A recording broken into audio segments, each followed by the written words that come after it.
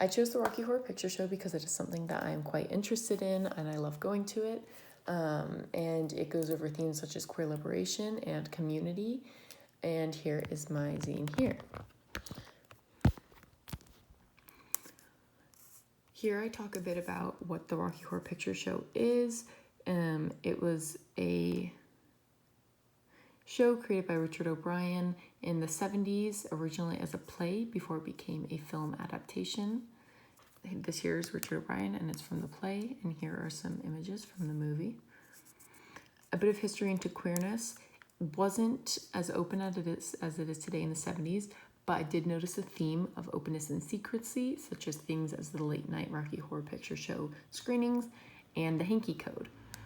Here's a link to an article that was found in a New York Times article that was linked on our class slides. Our class slides also talk a bit about the Stonewall riots, which were very important to the 70s because they started in 1969. This was an uprising that ended up with the creation of a revolution led by this woman here and one other woman.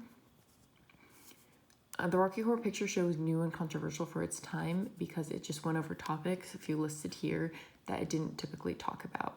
And it created a community and a safe space for queer people through its late night showings where people dress extravagantly.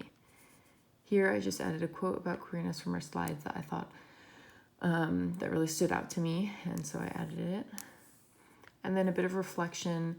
It's very modern because the Rocky Horror Picture Shows are an activity that people still go to today. I go to.